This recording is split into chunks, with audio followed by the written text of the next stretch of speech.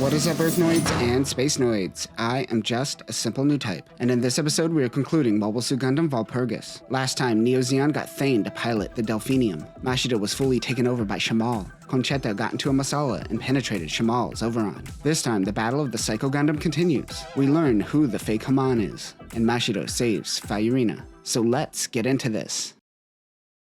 Shamal can't move his mobile suit nor his body. Mashido is trying to stop him from killing anyone else, even if it means suicide. He has no home to go to anyways. This is what caused Shamal to freeze and allow Conchetta to penetrate the Over.On. Nice. Hermie is sad that she couldn't do anything to protect Mashido. Shamal says, "How dare you do this to me twice?" He is still alive and activates the second stage of the Psycho Flare. Time for another flashback. Hermie is ordered by Kristoff to head to Olympus and take out Shamal with the help of Major Jessie. She recognizes that her father is completely using her at this point. She hacks into the general's files to see what he is hiding and stumbles onto something called Walpurgis. It contains classified info regarding the Grip's war. General Kristoff also is spying on Camille. She listens to audio files from Zeta's black box. Camille is talking to a girl named Sarah. She died a month earlier and was close to Sirocco. He was talking to a Newtype ghost. She's starting to believe in whatever this phenomenon is. Everyone starts getting a weird feeling. The Psycho Flare asteroid breaks apart, revealing its true form. While Jesse's men are taking Raymond and the PMC into custody, they start becoming lucid. He thinks it is nitrogen poisoning, but Raymond has seen it before,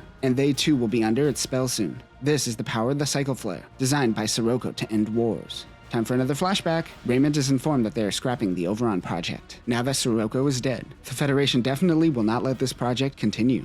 Raymond is certain that Grimoire and the Eldridge system will outperform the biosensor. His boss tells him to get out of here and start over. Granada is full of poor veterans just looking to get by. One veteran asks Raymond for money. He gives him money, but the beggar is disappointed in how little it is. Raymond tells him to stop complaining and calls him a dog. The man pulls a gun and tells Raymond to give him his money. He runs away when the beggar is distracted by an old lady. The man chases Raymond and crosses the road without looking. He is hit by a truck. Homeboy survived the war only to die over something petty. This is happening everywhere and finds that mankind is suffocating. He takes the beggar's gun. Raymond's lady friend, whose name is Haman, visits him at work. They happen to stumble onto an affidavit of Mannheim. He is on record as describing a light leaving the O when Sirocco died. Feelings and thought can be shared between Newtypes. If that is the case, Sirocco can share his peace of mind onto the world. Through force, of course. This is what the Grimoire system is. It is a gospel designed to resurrect Sirocco. Raymond understands that he will be resurrected one day. He kills his boss and makes a deal with Kristoff regarding funding of the Grimoire project. He's looking at a picture of Mashido.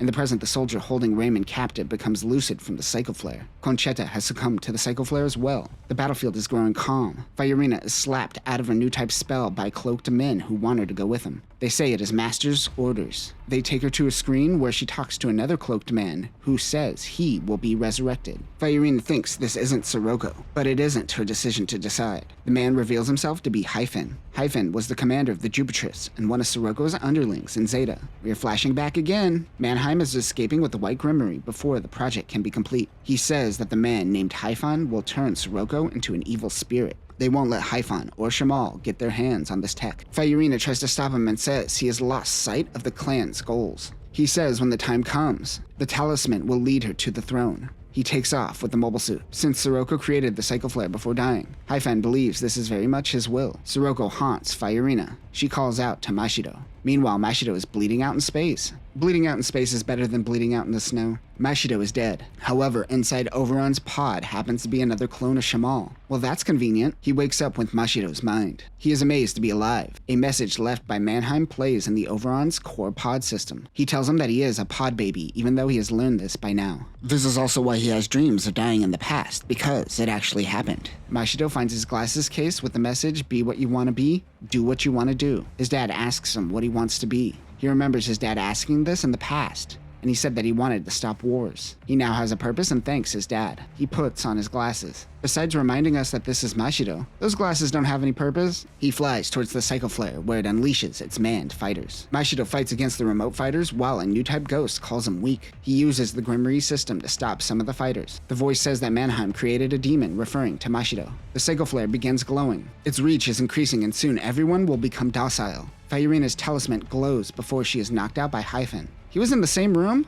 That looked like they were Skyping in earlier. You can't fool me. Also, it's a weird shot because it looks like Hyphen shoots her, but I think he just pistol whips her. Mashido calls out to Over.On like it's Super Sentai. Out of the other box on the Yulong, a mobile suit activates and bursts through the hull of the Alexandria-class ship. It happens to be the Ampersand Gundam, the FA0016NG, full armor Over.On, also known as Ampersand Gundam, is a variant of the second Over.On unit. This is considered a Gundam-style version of the O. Mannheim fled the clan with Over.On and gave the Grimmery system to Anaheim Electronics in exchange for protection. It used parts from the full armor Hyakushiki because of its rushed completion. This was designed in secret to combat the clan. Like the Over.On, this too has a quadrupod system where the Grimmery is stored. It also has sub-arms to hold its mini beam sabers. Other weapons include Vulcan guns, a twin missile pod, beam cannons, a high mega cannon in the chest, and the long mega buster. It also has an eye field. A voice says that this isn't a unit that he created. We flash back to Mannheim working on this unit. This is a failsafe if the clan ever comes after him. His core pod attaches to the new Over.On. Ampersand Gundam attacks the Psycho Flare. We are revealed who the voice is that is speaking. It's just another Shamal clone. The Psycho Flare fires at the Gundam, but Mashido is able to tank it with his eye field. The Psycho Flare powers up another attack, but Ampersand Gundam fires its high mega cannon first. The two fire at one another.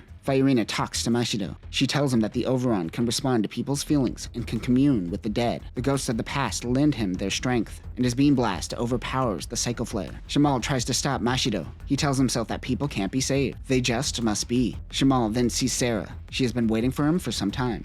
The Over.On takes down the Psycho Flare. Everyone comes to their senses. Many have died again because of Mashido. Fire says the clan will take responsibility for all of this and thanks him. Mashido will head to the Yulong and accept any punishment. He is Shamal, and it will be hard to convince them that it was a different person in his body. Fire says that she won't be able to stay by his side. Her body is still with Hyphen. She says if she meets Mashido in real life again, she wants him to kill her. Mashido calls her the nickname Fee, so I guess I've been actually saying it wrong and her name is Fiorina. Hyphen makes his way towards Jupiter. He wants to chase after her, but on the radar, Neo-Zeon is approaching. That is when Conchetta tells him to go after Fiorina. She will distract Haman and the Demeter. Conchetta transforms the Masala into mobile suit form. Over.On chases down Fiorina. The Yulong chases Mashido. Hyphen's Jupiterus-class ship won't be able to reach top speeds before the Over.On can make contact. He sacrifices his mobile suit pilots who won't be able to catch back up with the ship. Their squad consists of Bolanok Samans, Gaffleys, and Hambrabis. Mashido engages with the clan's mobile suits. They think the Over.On is a beast. Conchetta blinds Haman, allowing her to take out some of the Demeter's bits. Elise comes in to defend the Yulong and the Fafnir. Thane is also assisting the Yulong. I don't even know what side you're supposed to be on at this point. Haman wants to get her hands on the Psycho Flare to help Neo-Zeon. She talks to her sister out loud, which is the first clue as to who she is. The Yulong is critically damaged. Hermie tells her men to abandon ship. She stays behind, however, as she thinks she may know who Haman is. Mashido tells Hyphen to give him Fiorina. He unleashes the Titania 2. The PMX-0042 Titania 2 is a prototype Newtype mobile suit created by the clan. This mobile suit was started to continue the will of Sirocco. The original Titania was Sirocco's 5th mobile suit, which appeared in G Generations. The Titania 2 adds a mobile armor form. This is originally powered by Fiorina's talisman, but the mobile suit will later absorb her. Weapons include Vulcan guns, funnels, a high-powered beam cannon, a long beam rifle, the Titania 2 shield, which evolved from the Gyan, and 6 beam sabers. The Titania charges Over.On, causing it to crash into the bridge of the Jupiterus. Fiorina drifts out into space. Hermie finds the Demeter abandoned. She spacewalks over to Ambrosia. There she finds a dead Shamal clone that is crystallizing. Haman points a gun at her. She tells Hermie of the Grimmery. Hermie just thinks it is a biosensor, no different than any Psychomu system. But Sirocco approached it differently. First, he made hundreds of microprocessors that communicated with one another. Haman refers to this as tiny Psychomu cells. This can be implanted into one's body, like in Mashido's case, or connected to an object, like Fiorina's talisman. Sirocco was moving towards human-machine hybrids. Dude was even getting close to Psycho frames before Char. Haman realizes this is Leonardo's sister. They begin a shootout. Haman remotely brings the Demeter to her, but Hermie triggers the self-destruct on the Yulong. You know, it feels like everyone at this point should have strong motivations for what they are doing, but I just have no idea why anything's happening. The Yulong explosion destroys the Psycho Flare. Haman is mad as she wanted this new toy. Before leaving, Haman grabs the Shamal clone. Conchetta tries to stop her. We flash back once again. Haman is meeting with her sister, Sarana. She wants to know why she fights. Haman mentions Marlene's death and blames the Zabis, so this acknowledges Marlene's relationship with Dozel and the events that took place in Shin Matsunaga's story. The rebellion with Glimmy is in full effect. She is heading out to Core 3. This is the last time Sarana and Haman saw each other. In the present, this enrages Haman and she unleashes all her bits onto the Masala, killing Conchetta. Haman says that Haman is dead. This fake Haman has been Sarana Khan the whole time. Back in the past, Lauren Nakamoto is giving Sarana Newtype enhancements. This guy's still alive? She says there are rumors that the Red Comet is still alive. Now is the time to continue fighting. The world needs Haman. Haman's Newtype ghost tells her sister that this isn't her. She hates war. She needs to start being herself again. The others are still fighting. Titania grabs Fiorina and places her in the cockpit. I wonder where those two tentacles are going. This seat was originally for Shama, but will now be for Fiorina. The two fight. Sirocco gets in her head while Mashido tries to help her find the light. This is actually Hyphen apparently controlling it as well. I don't get how this works. He tells Fiorina to kill the false king. The two brawl, but Mashido's skills are on Paptimus level. Mashido uses Takno Jutsu like it's Naruto. Fiorina ends up snapping and killing Hyphen in the Jupiter's-class ship. He tells her not to be consumed by hatred, but she turns her attention on Mashido and the Over.On. Roxana and her support Salamis protects the remaining fleet and acts as a shield. Elise fires her high mega cannon, but the power goes out. She does the cliche where she gives the console a whack and it powers up properly. As Over.On and Titania are fighting, the beam comes barreling in. Titania tanks the blast. Now is Mashido's chance. He then hears a voice. It is Sirocco. He tells Mashido that she is consumed, but he is ignoring her feelings. Sirocco admits that he was trying to bring forth a new era, but lost sight of it all after he lost someone. He reminds Mashido that Fiorina and Over.On are still connected to one another. He unleashes the Grimoire system.